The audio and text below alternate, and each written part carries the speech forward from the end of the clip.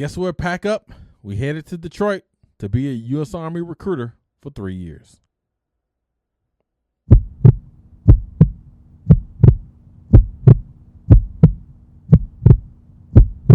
December 2010, I checked into my recruiting station that was located, it's gone now, but Bel Air Recruiting Center in Detroit, right on 8 Mile. I recruited for 3 years in Detroit. The only thing I enjoyed about being a recruiter, the fact that, you know, I'm back in my hometown, home state.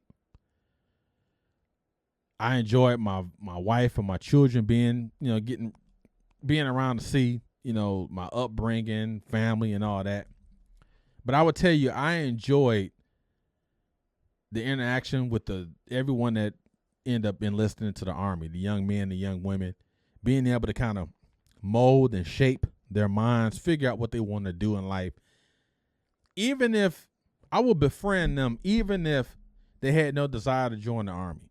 Because if you don't want to join the Army, gosh, dog, you probably know 15 people that do. Lead me to them, you know. And I was very aggressive. I was a future soldier manager. You know, I would pick the recruits up, the future soldiers up, and we would train Monday, Tuesday, Wednesday, Thursdays, and Fridays we didn't train because we had either company training or station training. And I'll pick up the East Siders Monday and Wednesday, and the West Siders Tuesday and Thursday. We're talking about driving all over the freaking city of Detroit in this van. They called it the FBI van. And that was very taxing. Oh, by the way, you really ain't getting your weekends because you do all that. Saturday, you got a freaking recruiting event. Sunday, you got to get them to the freaking MEPS to make sure they ship. Sometimes they'll ship, sometimes they don't. I had a pretty good record. I had a couple bumps along the way as far as, you know, people, you know, not enlisting. But I think my record, I ended up getting a trophy for it, for earning a trophy for having the best future soldier program in our battalion, in our company. And I'm thinking a battalion. But recruiting, again, that's what I enjoyed. I don't necessarily say I enjoyed where I was stationed at because I didn't want to be in Detroit, and I grew up there. I didn't want to be there. But I would tell you, the Detroit that I recruited in was not the same one I grew up in. It was different. Even the conversations like with my family members, it was totally different. I didn't talk to them as Damon. Now, I'm talking about family members outside of my home. I didn't talk to them as Damon. I didn't want to be addressed as Damon. You freaking addressed me as Staff Sergeant. You know, just my demeanor. You know, it was fun. You know, we have, you know, invite family over for dinner and all that. But, you know, I just, you know, if I'm being honest, I really didn't enjoy being back in Detroit. But I did, you know, did the year there. Well, 3 years there. I ended up making Sergeant First Class, which was great. And that was it was a different time. It was that Detroit was different from the one I grew up in. I don't know no other way else to say it. But you know, it was times I had fun. Again, my main motivator, my main Army military motivator was ensuring that I provided these kids an opportunity to leave Detroit. And I used to get into it with my station commander all the time. You know, if we had a guy, gal coming to the station, and if they had a job, a sustaining employment, worked at the plants or business owners or whatever, and they say, hey, you know, I want to enlist, however, I don't want to do active duty. More than likely, we'll put you in the reserves because you already have a job. Because once you graduate basic training AIT, you're coming back to your job or you're coming back to your school. You have something that's providing you the functionality that you need to be successful.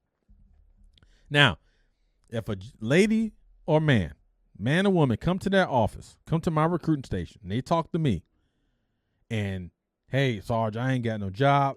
I don't have anything. You're not going reserves. Oh, I want to go reserves. No, you're not going. You're going freaking active duty. Because every month or so, you will have this, I won't say quotas, but, hey, this station you're on for 12 contracts, 8 of them active duty, 4 reserves, or whatever. And they was all about their reserve mission. I didn't care about the reserve mission. I've been active duty all my life. Didn't care about it. If I see a young man, 18, 19, whatever, coming to that station, a young woman coming to that station, and I knew their family situation was not, not consistent with growth and health and everything, prosperity, no, you're not freaking going to the reserves. Because like I mentioned earlier, you go to you enlist for the reserves, you go to boot camp, go to AIT, you coming back to what? Eating freaking chicken noodles and watching these rats big as freaking giraffes run through your living room? No, not happening. You're going freaking active duty.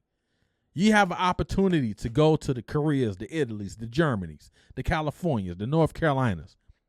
Why do you want to stay here and do what? You're wasting your time.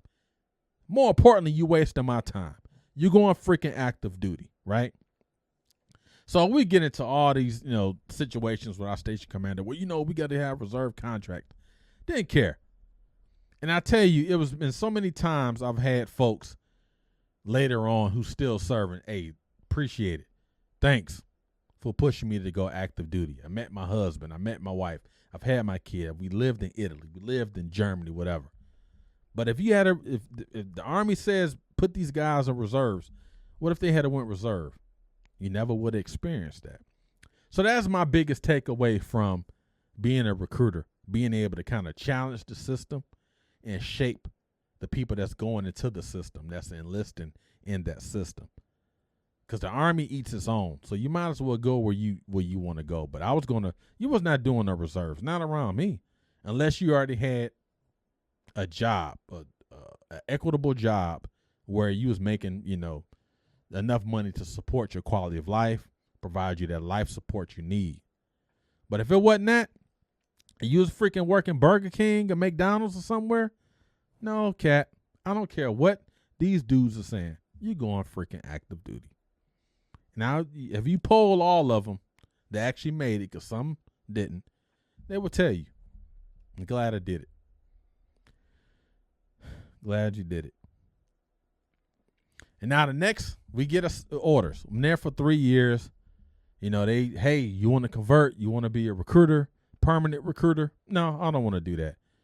This junk, I'm tired of this. I'm tired of these politics. I'm tired of all that. I had a streak of successful assignments where I enjoyed it. That Detroit assignment, outside of helping, the civilians become, enlisting into the Army, outside of that, did not enjoy that assignment at all. But you know what? The Lord blessed us, because our next assignment was freaking Okinawa, Japan. Freaking Okinawa, man. Gosh, dog.